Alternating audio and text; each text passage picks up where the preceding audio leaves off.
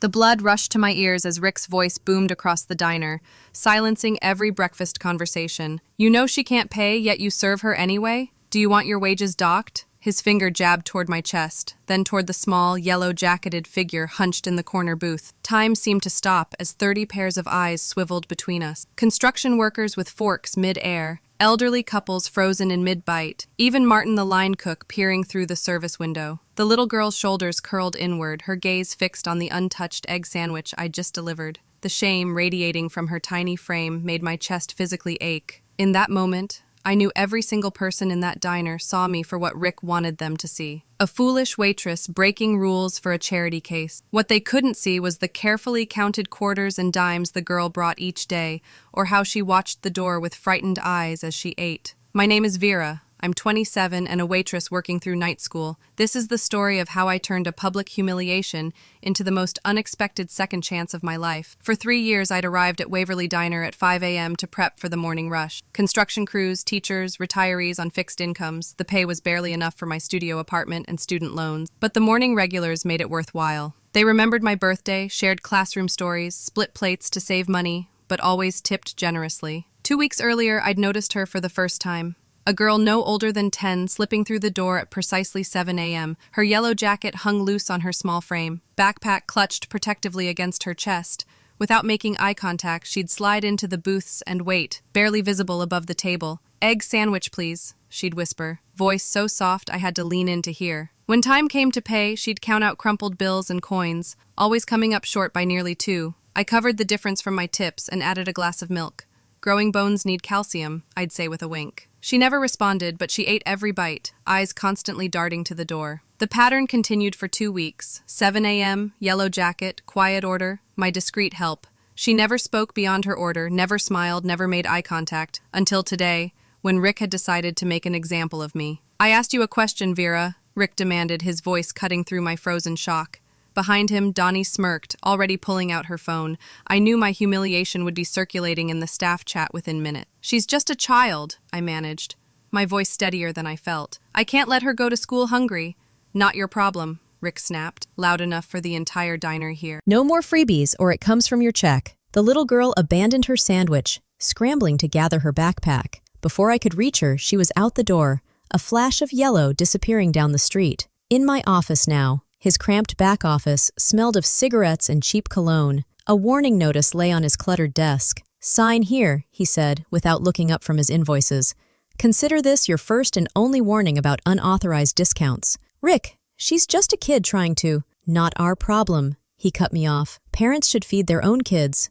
"Sign it." I took the pen, my hand trembling slightly. I could explain how the girl counted pennies, how her clothes seemed more worn each day, how she always arrived alone. Instead, I simply signed. "Don't make me regret keeping you on," Rick added as I turned to leave. "Plenty of people would take your job tomorrow." That night, I lay awake in my studio apartment, replaying the I couldn't afford to lose this job. Rent was due, student loans weren't going anywhere, and waitressing positions that accommodated night classes were hard to find. But the thought of turning the girl away made me physically ill. Morning arrived with a decision. I would pay for the girl's breakfast myself in full, keeping the transaction completely separate from the diner's books. Rick couldn't object to my serving a legitimate paying customer, but 7 a.m. came and went, with no sign of the yellow jacket. By 7:30, I found myself checking the door every few minutes, worry gnawing at my stomach. Had Rick's public humiliation scared her away? Was she sick? Or worse,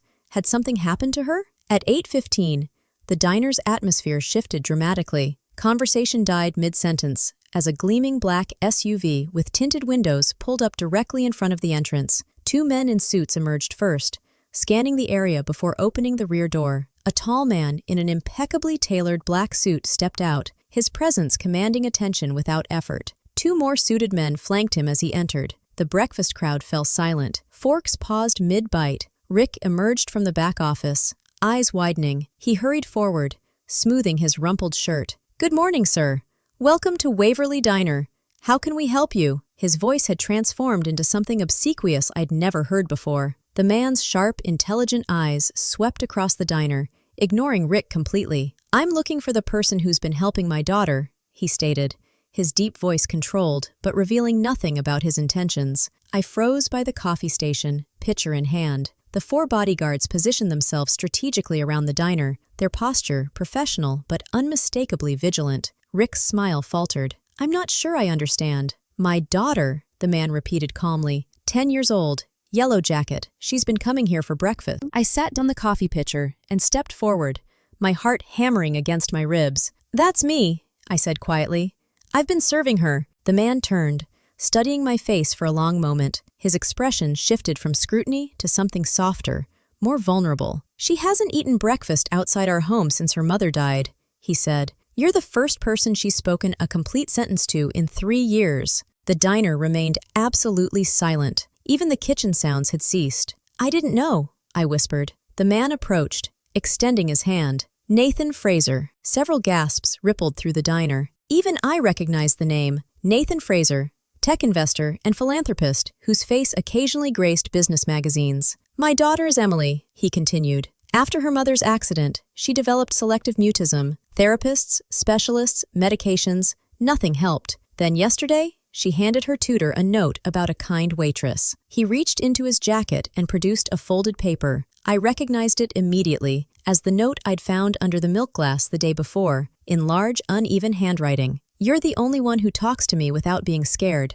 I like the milk every morning. Thank you, E." "This is the first time she's reached out to anyone," Nathan said, his composure cracking slightly. "I had to find out who you were." Rick stepped forward, his demeanor completely transformed. "Mr. Fraser, I can assure you, our establishment always welcomes your daughter. In fact, I personally instructed Miss Sullivan to take special care of her." Nathan's gaze hardened as he turned to Rick. "Really? Because my security team reviewed your establishment before I entered. They overheard quite a different story from your staff." Rick paled visibly. Behind him, Danny had stopped filming and was slowly backing toward the kitchen. "Where is Emily today?" I asked, concern overriding my awe. "At home with a cold," Nathan answered. "She was upset about missing her breakfast here." He turned back to Rick, his tone measured but firm. "I don't need your apologies. What I need are people like her," he nodded toward me. "In my organization." From his pocket, he removed a business card, handing it to me. "Miss Sullivan, if you're interested in opening your own restaurant,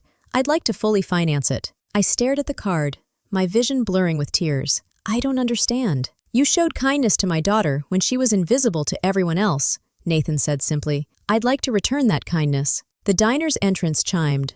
A small figure in a yellow jacket slipped inside, followed by an older woman who must have been her caretaker. Emily, no longer anonymous, no longer just the girl, approached me slowly. For the first time, she looked directly into my eyes. "Will you still have egg sandwiches?" she asked, in a small but clear voice. I knelt to meet her gaze, tears flowing freely now. "Every single day, if you want them." Emily smiled, a tiny, fragile thing, but unmistakably real. 1 month later, E&V Mornings opened its doors 6 blocks from Waverly Diner. The Cozy Cafe, its name a combination of Emily and Vera, featured warm lighting, comfortable seating, and a special corner designated for school children. A small sign on the wall read, "No child turned away, all students welcome." I had insisted on keeping prices affordable. The restaurant's business model included a suspended meal program where customers could prepay for food that would go to someone who couldn't afford it. Emily came every morning before school, her yellow jacket now accompanied by a small apron embroidered with the cafe's logo. She didn't speak much, but she helped arrange napkins and wrote the daily specials in her improving handwriting. Sometimes Nathan joined them, sitting quietly with his laptop, while Emily worked alongside me. Other times, he sent the car to pick Emily up afterward, always with a generous tip and a note of thanks. Rick had sent me a lengthy email apologizing and offering my old job back with a substantial raise. I didn't respond. Several former Waverly Diner regulars now frequented E&V Mornings instead. Martin, the elderly line cook, had joined my team, bringing his secret hash brown recipe with him. When local news caught wind of the story, reporters requested interviews. I declined most, but agreed to one brief statement. I didn't do anything extraordinary. I just refused to ignore a child who needed to be seen. The reporter pressed for more details about Nathan Fraser's involvement and the financial arrangement behind the cafe. I smiled. This isn't about money. It's about creating a space where kindness is the default, not the exception. On quiet afternoons, I sometimes caught Emily watching me with a thoughtful expression. She was slowly emerging from her shell, not in dramatic bursts, but in small, significant moments. She now greeted regular customers with nods, occasionally whispered comments to me about the pastry display, and had started keeping a journal of her own. One morning, Emily arrived with a carefully wrapped package. Inside was a framed photograph of herself, smiling tentatively, holding an egg sandwich. Beneath it, in her distinctive handwriting, "Thank you for the milk when I was thirsty, and the kindness when I was hungry." I hung it behind the counter, a quiet reminder that sometimes the most important acts of kindness are the ones no one else notices. Last week, I spotted Rick through the cafe window, standing across the street, watching our busy morning service. Our eyes met briefly before he turned away. I felt no satisfaction in his discomfort, only gratitude that his public humiliation had led to this unexpected second chance. Emily tugged at my apron then, pointing to a new customer who had just walked in. A young boy, maybe 12, with worn shoes and careful eyes. Without a word, she grabbed an egg sandwich and a glass of milk from the counter and brought it to his table herself. As I watched her small act of kindness, I realized something profound. When we're publicly shamed for our compassion, we have two choices: retreat into self-protection or double down on kindness. Emily had taught me to choose the second path, and in doing so, had helped me find not just a new career, but a purpose. The boy looked up at Emily with surprise as she set down his breakfast. She didn't say a word, just gave him a tiny nod of understanding before returning to my side. Sometimes, the quietest voices teach us the loudest lessons about courage, about resilience, and about the unexpected ways justice eventually finds its way back to us all.